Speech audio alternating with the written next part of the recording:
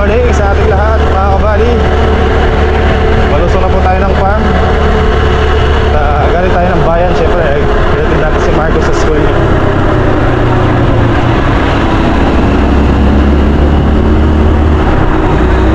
Bago tayo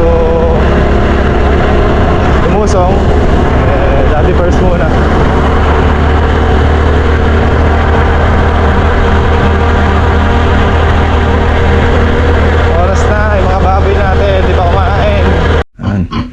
Dito na tayo mga kabady. At ayun, kumain naman na pala yung mga baboy natin. Pinakain na ni Kaka. Si Kaka mga kabady nagpapaharvest ng okra doon sa pesto niya doon. Ayan, bukas na yung pinto at may bakas ng pagkain. Pakain na ni Kaka. Kahapon wala tayo dito sa farm mga kabady. Gawa ng yun nga, farm visit tayo. Tapos pinuntahan natin yung prefab. At nag-scatter sila ng sitaw kahapon, si RJ tsaka si Kaka. Nagpatubig ng kalamansi. Tsaka ito, naporma na nila to. So ang gagawin natin ay magkasa tayo ng forma.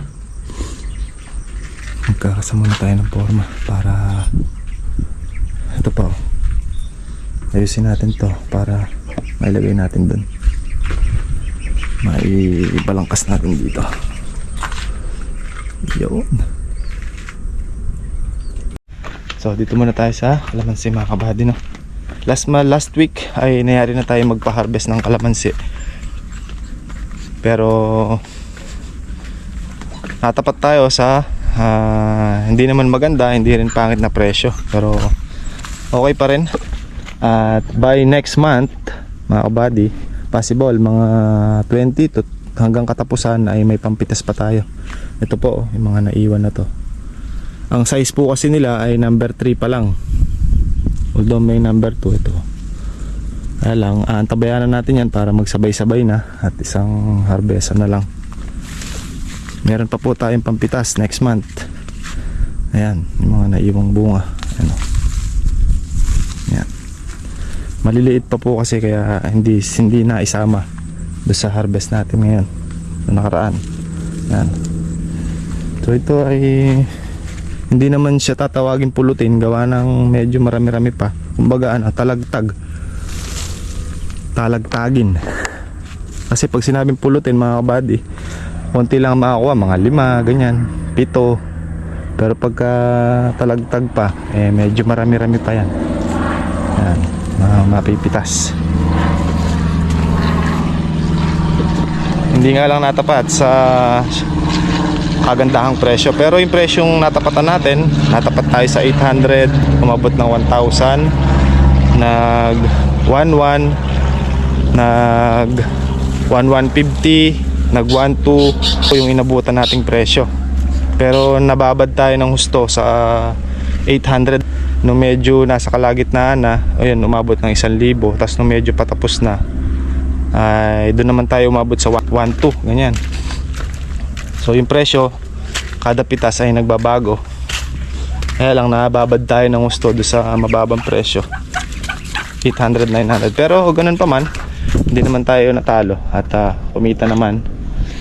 Pero kung yun ay natapat sa magandang presyo, malaki-laki. Pero ayos na rin yun kasi hindi naman tayo natalo mga kabady. Kumbaga kumita pa rin kahit na ganun yung presyo. Yun yung sinasabi ko sa inyo na kahit anong presyo ay tatamaan basta continue yung nagiging bunga ng kalamansi. Pero loob ng Diyos mga kabady, yun ang pinagpapasalamat natin na hindi tayo natatalo at may sumusobra, kumikita tayo. Yun naman ang importante. Tapos yung puhunan ay naibabalik, diba? May pampitas pa naman, makasakali tayo dyan, diba? Basta tuloy-tuloy lang mga kabady, kahit na malaki yung gastos, importante bumabalik at may sumusobra, kumikita tayo, di ba? Yun naman ang mahalaga, yun ang importante mga kabady. Kasi once na matalo tayo, wala na tayong pambalikwas ulit sa susunod, di ba? So medyo makulimlim ang panahon. Ayan, kaninang umaga ay maulan. Sagutin ko lang yung call ng ating client. ibungkalin po ulit para lumitaw yung lupa. Opo, na hindi uulan. So, yun nga mga kabady, no? Kausap natin yung client natin dito sa may San Leonardo. Ngayon po kasing araw yung kanyang land preparation, nandun yung stable sa kanila. Kaya lang nahihirapan daw yung stable gawa ng sobrang kapal daw ng damo. Ang kaya lang daw ng stable ngayon ay padapain yung damo, which is ganun talaga. Kasi mga kabady, kung ang damo niyan ay halos sintaas ng tao or lampas tao pa, tas makapal, talagang pag dumaan po yung stable dyan ay umulan na.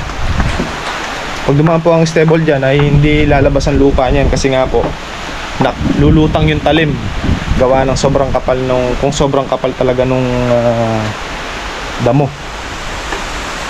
Kaya ang best sa ganon ay papadapain ng stable yung damo para ma-flat. Pagtapos ay mag-i-spray ng herbicide. Then pagkatuyo ng herbicide ng damo, pagkaka-spray ay yun, pwede na sunugin. Since bawal silang magsunog doon, ay hihintayin na magapok talaga yung damo. Ganun ang magiging setup nun. Bawal nga po magsunog doon kasi nga tabing daan, tapos maluwang yung masusunog gawa ng makapal nga yung damo. Ayaw naman ni madam na ipatrabaho sa tao dahil mas matagal nga naman.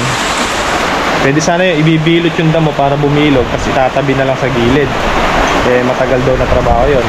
Matagal na trabaho talaga yun pagkatao. Yun lang yung nakikita kong solusyon na makakaganda kay madam. Kaya lang, siyempre sabi ko nga, tayo ay guide lang. Ang final decision ay nasa may-ari pa rin. So yun muna ang gagawin. Papadapay damo, spray ng herbicide, tapos hintayin matuyo. Ngayon pag natuyo, babalik yung stable para stablein at para lumitaw yung lupa. Pero yung parting malinis, yung walang masyadong damo, siguro mga kulang-kulang kalahating hektarya, ay maganda naman na daw yung kinalabasan at nabungkal na stable na mga kabady. Pero yung madamo, yung paikot sa pinaka gilid niya ay dinadapa yung damo. Yun talaga ang kayang gawin nun, kasi mga kabady, talagang hindi kayang palitawin nun kahit na balik-balikan pa ng stable gawa ng makapalan damo. So hintayin mo ng may spray para dumapa ng gusto yung damo at mamatay. Kasi pag namatay na yung damo nun at humupa na mga kabady, ibig sabihin yung pumakat na sa lupa dahil patay na nga siya at nalanta na ng gusto. Yung parang malapit na mabulok yung damo, parang ganun. Yun ay isang pasada lang ng stable, sigurado labas ang lupa nun. Kaya yun mga kabady, ma-update ko rin kayo dyan pagka kung kailan mag-start si ma'am magpatanim at kung kailan siya mayayari mag-land prep. Kasi sabi ko, hindi natin bibilang yung punla niyan hanggat di natin nasusukat. Kailangan masukatan para isang deliver lang ng punla yung ilang seedlings yung papasok. Kasi sabi niya sa akin ay nasa 1 hektarya daw yun, pero sa tingin ko ay higit pa kasi nga maluwang mga kabady, malaki, lalo na nakita ko pa lang siya ng may damo, maluwang na. What if kung malinis pa yon, yung talagang kitang-kita na ng mata mo, ay sa tingin ko talaga higit pa sa 1 hektarya yung area ni madam na yan. Kaya tingnan natin kung tama yung aking hinala mga kabady, kung tama yung ating estimate.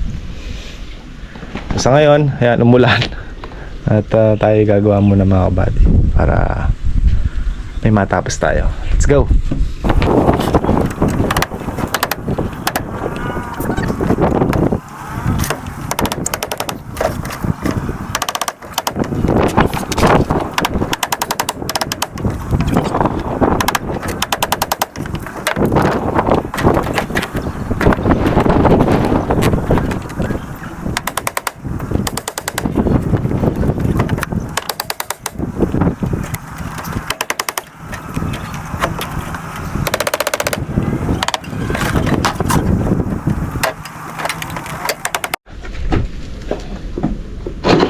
Panibagong forma tong labas mga kabady.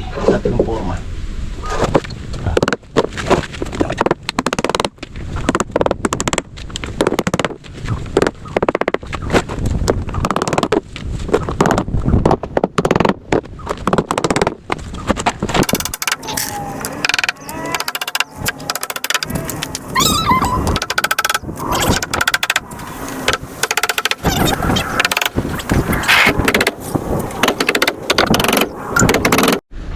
So ayan mga buddy, nagawa na natin dalawang form para doon sa labas. Ito isa, ito isa.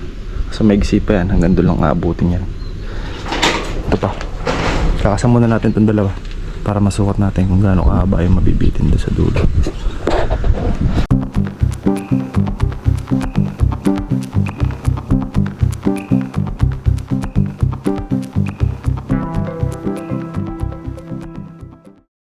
Okay na mga buddy, natapos na natin.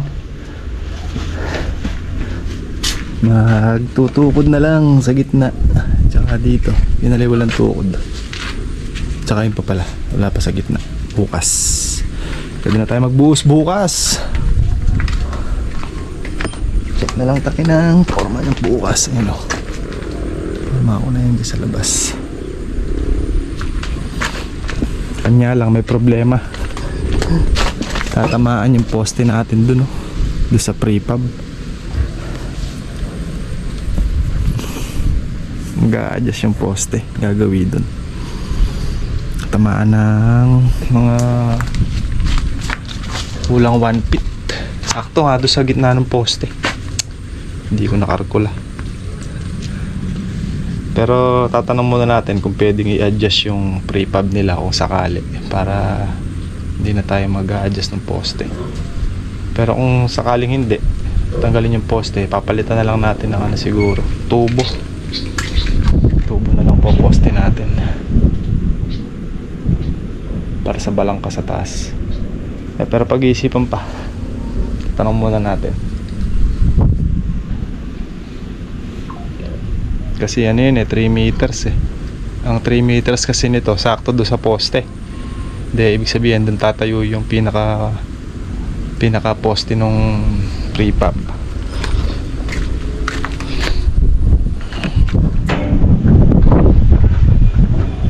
Wala na si Batman. Malalaman natin yan pagka nandyan na talaga. Magtatanong muna tayo para ma-prepare natin yung poste. Ito naman ang naglagpin pa ako. Kung tatamaan mga buddy, kaya naman natin gawa ng paraan para may-adjust yung poste.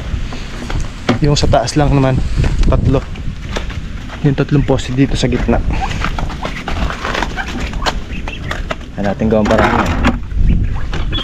Yung sinasabi ko mga buddy, itong poste na to, tsaka yun, at tsaka yun nandun sa dulo na yun. Yun.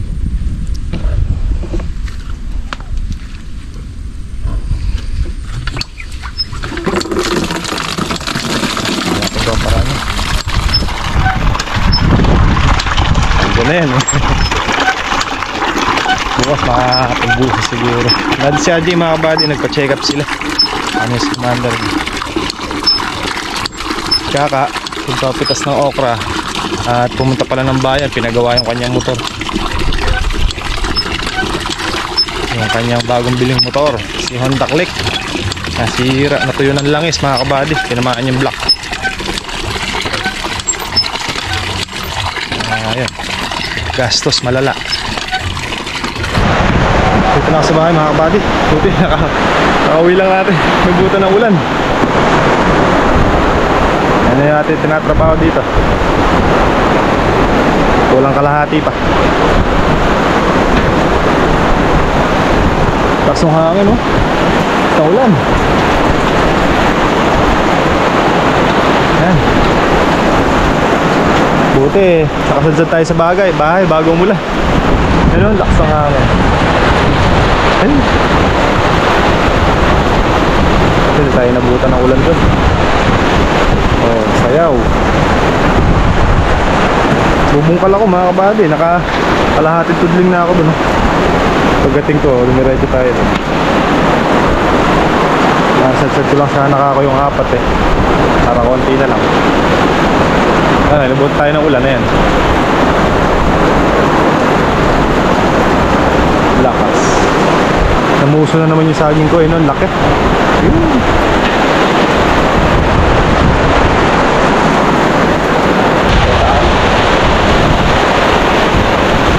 Shopping ako ba?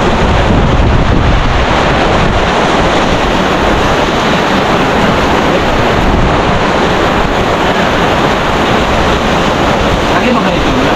Ha? Lagi ganito dito. huli ko sa inang kaya, parang galing ko yan. Ang buong mula nun? Kahapon. Kahapon. Ay, kanina, umanggol pala kanina. Maga, narinig sila Martin.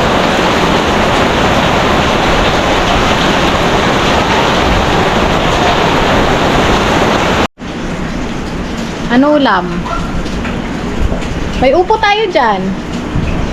Gusto mo sardinas? Ha? Ihaw? Bibili tayo. Sige ba? Ate yan yung mga kabad. Mula numaraw. Pak. Ayaw tumigil.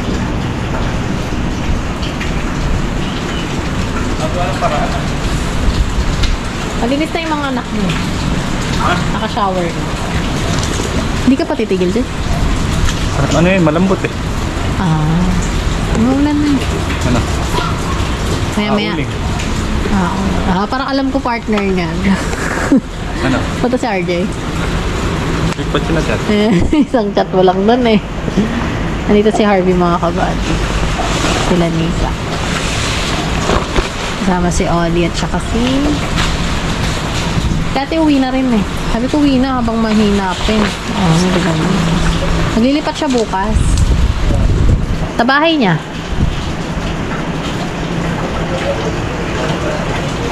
Ay mga kabady, bili lang daw kami ulam. Bangus, baboy. Kina Ate Cherry siguro, no? Dito. Adjourn ka na. Ay. Tayo mga buddy, bibira pa tayo, 2 tudling pa, tapos bibira tayo ulam. Ganyan na yung vlog natin at kita na lang tayo ulit bukas. Maraming salamat sa panonood niyo po at ingat and God bless. Adjourn. Sabi lang tayo, bye bye po.